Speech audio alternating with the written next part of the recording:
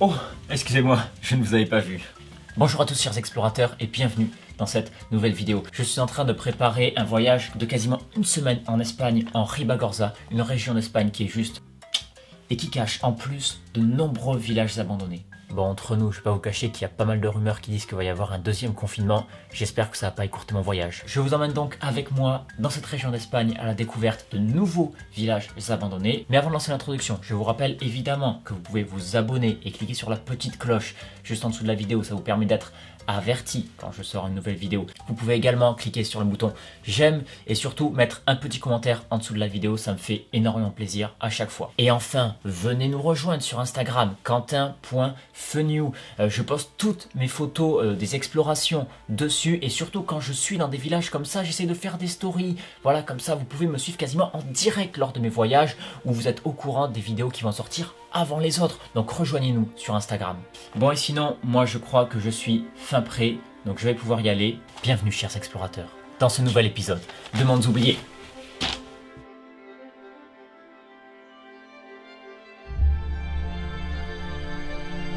L'Espagne est un lieu fascinant, pays aux mille paysages, une terre où se mêlent depuis la nuit des temps mer et montagne, culture et nature.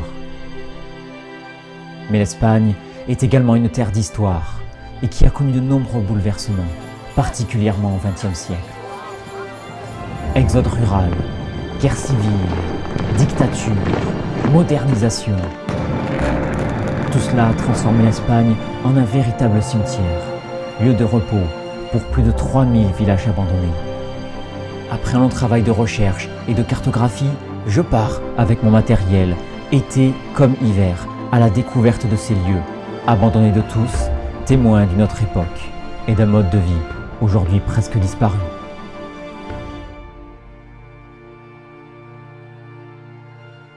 Je vous emmène avec moi découvrir ces mondes oubliés.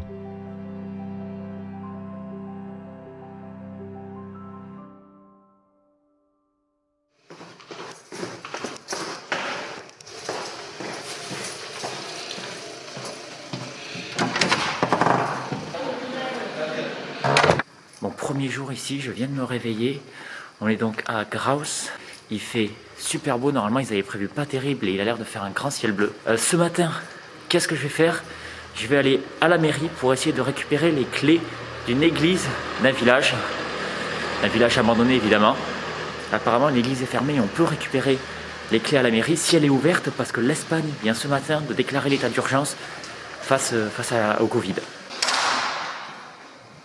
Sí, solo he entendido en sitio web que es posible tener las llaves aquí en el ayuntamiento. Vale, pues es lo que pone, ahora mismo te lo digo un momentito. Yo le voy a preguntar a mi compañera de turismo y que me diga algo. Gracias. Je voulais donc aller ce matin visiter le village abandonné de Grostan, mais je n'ai pas pu récupérer les clés de son église. Je me dirige donc vers un autre village abandonné. Ce village, j'y suis déjà allé il y a 2 ans. Et d'ailleurs la vidéo est sur ma chaîne, mais pourquoi j'y retourne? Eh bien tout simplement parce que déjà à l'époque je n'avais pas le même matériel, je ne faisais pas les mêmes recherches et surtout parce que ça reste l'un des plus beaux villages que j'ai pu voir, un de ceux que j'ai préféré. Il y a notamment une église avec quasiment encore tout à l'intérieur. J'espère pouvoir vous montrer ça, j'espère qu'elle est dans le même état que quand j'y suis allé il y a 2 ans, sinon je serais vraiment bien très déçu.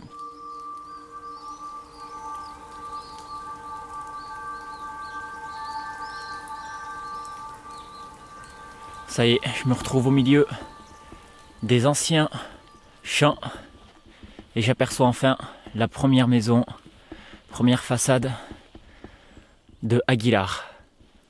Écoutez-moi ce calme, on n'entend absolument rien à part quelques animaux. Et regardez-moi un peu également cette vue. Et juste à côté de ce magnifique paysage se trouve le noyau central du village. On aperçoit notamment l'église et l'une des maisons qui à l'époque était encore en assez bon état. On ira visiter l'église en tout dernier, on garde évidemment le meilleur pour la fin. J'ai survolé en drone, c'est vraiment exceptionnel et je me suis d'ailleurs rendu compte que la première fois où je suis venu ici, il y a toute une partie à l'arrière de l'église que je n'ai pas visité, que je n'ai absolument pas vu. Donc ce qu'on va faire, c'est qu'on va aller faire un tour dans cette partie arrière. Ensuite, on va aller faire un tour dans la partie principale que j'ai déjà visitée. Et ensuite, on ira visiter cette magnifique église. Alors on a ici, en effet, des maisons, ou plutôt ce qu'il en reste. C'est vraiment complètement écroulé.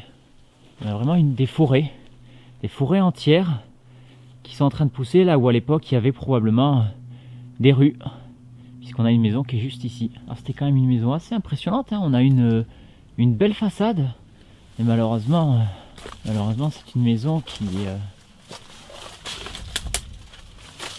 est aujourd'hui complètement effondrée. Et là on arrive devant une maison qui est exceptionnelle. On a carrément un porche d'entrée qui nous fait arriver dans ce qui était avant une cour intérieure avec une façade magnifique.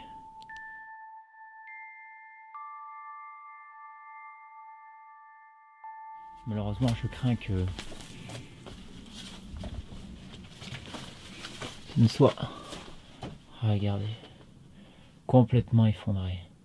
La seule chose qui reste, c'est ce petit four là, ce joli symbole, mais malheureusement le reste. Alors j'essaie de trouver les maisons que j'ai vues en drone, mais ça a vraiment complètement poussé. Il y a des forêts. Et ça, je rigole pas, on a vraiment la façade de la maison et juste devant la porte, on a un arbre qui a poussé quoi. Et malheureusement, comme vous pouvez vous en rendre compte, l'intérieur est lui aussi complètement détruit. Et ça par contre c'est très joli, regardez, on a d'anciens abreuvoirs, je ne sais pas, qui sont aujourd'hui recouverts de mousse.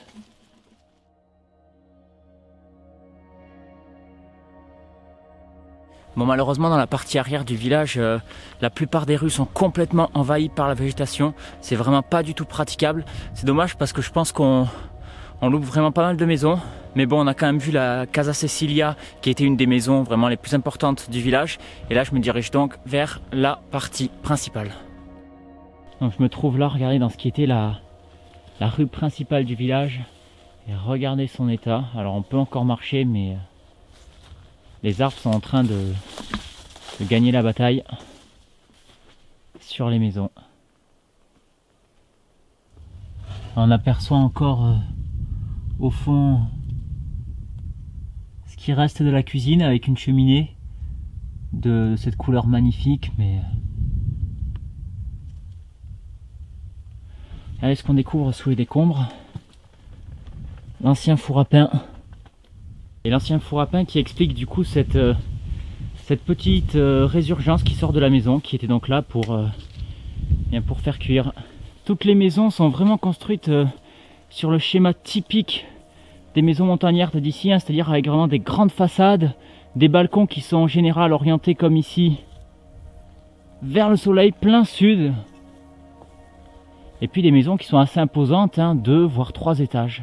Et enfin, nous allons voir la fameuse Casa Augustina et j'espère qu'elle nous réserve encore de belles surprises.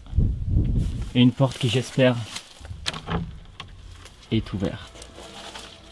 Alors on a évidemment ici en bas la partie atelier et animaux avec ce qui servait à cercler les tonneaux. Et qu'est-ce qu'on a ici? Oh, c'est tout bleu, c'est beau. Une espèce de petite cave voûtée. Oh, sympa ça. Regardez. On a cette barrique qui se trouve donc sous cette cave voûtée. On voit le travail ici des pierres. Magnifique. Allez, on va monter à l'étage. L'escalier est assez solide. Et là, si je me rappelle bien, nous avions la cuisine qui est toujours là, toujours debout. Et évidemment, n'oublions pas la fenêtre avec une vue à tomber par terre, quoi. Allez, on va voir les autres pièces.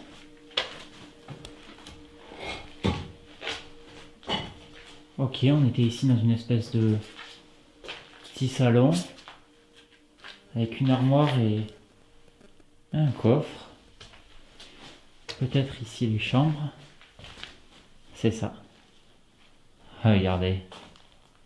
C'est dingue. Et on voit malheureusement que la végétation est en train de gagner du terrain.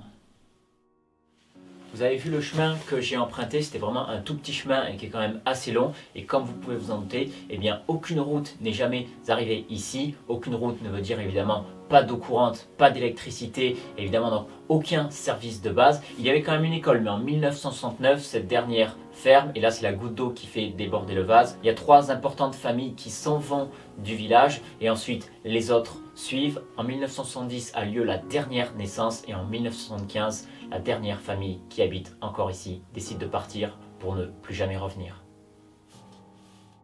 Enfin, après 2 ans d'attente, je peux enfin rentrer dans cette église qui m'avait tant marqué. J'espère juste qu'il reste encore des choses à l'intérieur.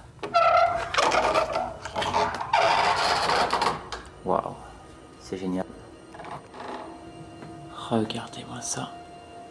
Je n'ai encore jamais vu une chose pareille. Je pense que presque tous les anciens bancs de l'église sont là. On a encore l'autel, une des chapelles latérales est encore là. Malheureusement, il y en a une qui s'est effondrée. Mais c'est juste incroyable d'avoir encore cette vision 40, 50 ans après, quoi. On a également ici le bénitier et surtout on a encore les magnifiques fonds baptismaux qui sont encore là. Je suis vraiment ravi qu'ils ne soient pas cassés. Alors on a également l'escalier de la tour. Et chose incroyable, je pense que c'est la première fois que les escaliers me permettent de monter tout en haut de la tour et qu'en haut de cette tour, on a encore une cloche. C'est magnifique. Mentionné pour la première fois il y a plus de 1000 ans, Aguilar, venant directement du romain Aquilar signifiant l'aigle, était à l'époque un castillo, servant à défendre le territoire, ce qui expliquerait sa localisation. Situé à presque 1000 mètres d'altitude au-dessus du ravin de la Gabarrosa, un peu plus d'une vingtaine de maisons éparpillées formaient ce village au cours du siècle dernier. Des champs de blé et d'orge recouvraient les plaines que les paysans travaillaient avec des bœufs et des mules. Profitant des larges pâturages que leur offrait la montagne, Aguilar possédait aussi des troupeaux de moutons et de chèvres. Pour toutes leurs courses régulières, les 150 habitants du village se déplaçaient jusqu'à Sant'Aliestra, prenant le chemin que j'ai moi-même parcouru et ramenant les vivres sur leur dos. Mais si Aguilar était connu dans les environs, c'était pour ses fêtes. Le 8 septembre, pendant 2 jours, de nombreux autres habitants de la vallée et même d'au-delà se retrouvaient ici pour participer aux festivités. Ces dernières commençaient par une messe puis une procession dans tout le village. Par la suite, de nombreuses danses étaient organisées au cours des 2 jours, qui étaient suivies de repas où tout le monde amenait quelque chose à manger. À une époque où les relations sociales étaient compliquées, ces fêtes étaient également l'occasion pour les jeunes de se rencontrer grâce à la danse du bouquet. Les jeunes hommes achetaient des rameaux aux anciens et les offraient à une jeune fille afin de l'inviter à danser. Dans ces coins reculés de montagne, les hivers sont rudes et il n'était pas rare que les habitants se réveillent le matin avec 50 cm de neige recouvrant le village. Ce climat, le manque de services et surtout la fermeture de l'école en 1969 entraînent le village vers sa fin. En 1975, Domingo, Clara et 3 de leurs 6 enfants qui vivaient dans la Casa Agustina partent sans même prendre la peine de fermer les portes. Et ainsi, depuis bientôt 50 ans, le village est entièrement abandonné.